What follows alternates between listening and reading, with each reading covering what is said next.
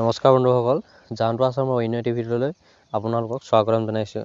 মই যে আপোনালোকক শিকাবলৈ গৈছোঁ কীবৰ্ডৰ কোনটো কি কেনেদৰে ব্যৱহাৰ কৰা হয় আৰু কীসমূহৰ নাম কি বুলি কোৱা হয় আৰু মাউচ কেনেদৰে ব্যৱহাৰ কৰিব।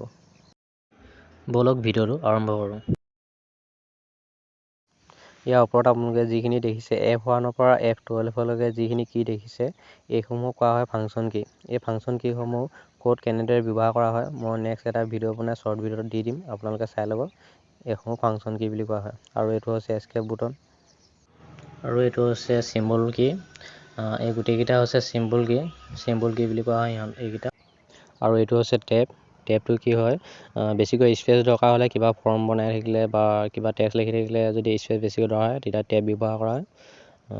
আপোনালোকে ভিডিঅ'বোৰ চাই থাকিব আগলৈ, তেতিয়া আপোনালোকে বুজি পাব ক'ত কেনেকৈ ব্যৱহাৰ কৰা হয়। আপোনালোকে প্ৰথম চিনাক্ত কৰি লওক যে কোনটো কি বুলি কোৱা হয়।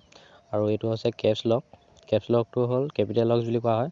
আপোনালোকে যদি কিবা এটা আখৰ লিখি থাকোঁতে যদি গোটেইসমূহ বৰফলা বা কেপিটেল লেটাৰ লেখা হয় তেতিয়া লিখিবলগীয়া হ'লে আপোনালোকে কেপছ লকটো লগাই পিনে টেক্সট লিখিব পাৰে।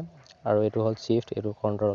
চিফ্ট কণ্ট্ৰল কি হয়, আপোনালোকে চিফ্টটো ধৰি যদি ব্যৱহাৰ কৰে 1টোৰ ওপৰত যিটো দেখিছে আৰু 2টোৰ ওপৰত যিটো এডাৰেট দেখিছে হেজ দেখিছে এইকেইটা পইণ্ট যদি চিম্বল যদি আপোনালোকে ক'ৰবাত বহাবলগীয়া হয় তেতিয়া চিফ্টটো ধৰি পিনে আপোনালোকে বহাব পাৰে। আৰু কণ্ট্ৰলটো কি হয়, বেছিকৈ শ্বৰ্টকাট মাৰিবলৈ হ'লে শ্বৰ্টকাট কি ব্যৱহাৰ কৰিবলৈ হ'লে কণ্ট্ৰলটো ধৰি পিনে ব্যৱহাৰ কৰে। আপোনালোকে পিছৰ ভিডিঅ'সমূহ চাই দিলে বুজি পাব ক'ত কেনেদৰে ব্যৱহাৰ কৰা হয়।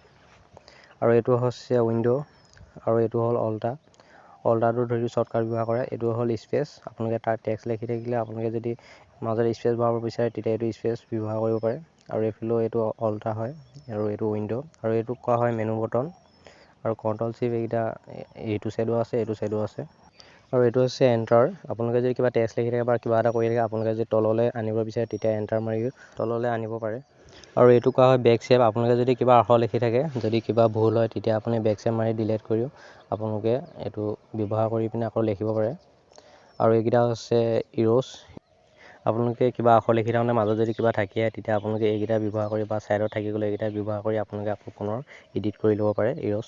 আপোনালোকে ভিডিঅ'সমূহ চাই দিলে ক'ত কেনেকৈ ব্যৱহাৰ হয় আপোনালোকে জানিব, আপোনালোকে মাত্ৰ চিনাক্ত কৰি থওক। আৰু এইকেইটা হৈছে স্ক্ৰল কি। আপোনালোকে কি হয় আপ ডাউন কৰিব পাৰে, ইয়াত লেখাই আছে। আৰু এইটো হোম ইন ডিলেট বটনৰ ডিলেট কৰা হয়। এইকেইটা আপোনালোকে প্ৰথম চিনাক্ত কৰি লওক, পিছত আপোনালোকে নিজে বুজি পাব। আৰু এইটো হৈছে প্ৰিণ্ট স্ক্ৰীন বুলি কোৱা হয়, স্ক্ৰীনশ্বট মাৰিবৰ কাৰণে ব্যৱহাৰ কৰে। এইটো স্ক্ৰল লক আৰু এইটো হৈছে পাছ ব্ৰেক।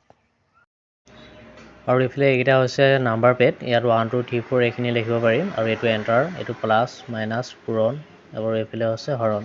আৰু এইটো হৈছে নাম্বাৰ লক। যদি আপোনালোকে নাম্বাৰ লিখোঁতে যদি নাম্বাৰ নবহে তেতিয়া আপোনালোকে নাম্বাৰ লকটো উঠাই বা বহাই লৈ নাম্বাৰ লিখিব পাৰে। আৰু এইটো হৈছে ডিলেট। আৰু এতিয়া শিকোৱা হ'ব মাউচটো কেনেকৈ ব্যৱহাৰ কৰিব। মাউচটো হ'ল এইটো এটা ক্লিক, এইটো হৈছে ৰাইট ক্লিক, এইটো হৈছে লেফ্ট ক্লিক। আপোনালোকে যদি কিবা এটা বস্তু হয় বা ড'ন কৰিব বিচাৰে বা য়েছ কৰিব বিচাৰে তেতিয়া ৰাইট ক্লিক কৰিব। আৰু যদি কিবা অপশ্যন বিচাৰে তেতিয়া আপোনালোকে লেফ্ট ক্লিক কৰি পিনে অপশ্যনত ক্লিক কৰিব পাৰে। আৰু এইটো হৈছে স্ক্ৰল বটন। আপোনালোকে আপ ডাউন কৰিবলৈ, পেজটো আপ ডাউন কৰিবলৈ বা কিবাকিবি আপ ডাউন কৰিবলৈ স্ক্ৰল বটনটো ক্লিক কৰি আপ ডাউন কৰিব পাৰে। মাউচটোৰ বিষয়ে ইমানে, আৰু আপোনালোকে কেনেকৈ ব্যৱহাৰ কৰে হয়তো আজিকালি প্ৰায়ভাগ জানে। আৰু যদি কিবা বুজি নাপায় তেন্তে কমেণ্ট কৰিব। আৰু নেক্সট ভিডিঅ' লৈ আহিম আপোনালোকে প্ৰথম এইকেইটা চিনাক্ত কৰি লওক, পিছত আপোনালোকে যিকেইটা ভিডিঅ' দিম সকলোতে আপোনালোকে বুজি পাব ক'ত কেনেদৰে ব্যৱহাৰ কৰা হয়। আজিলৈ ভিডিঅ'টো ইমানেই আছিল। ভিডিঅ'টো চাই ভাল পালে লাইক আৰু শ্বেয়াৰ এটা কৰি দিব। আৰু এনেকুৱা ধৰণৰ ভিডিঅ'সমূহ পাই থাকিবৰ বাবে চেনেলটো ছাবস্ক্ৰাইব কৰি ল'ব। ধন্যবাদ।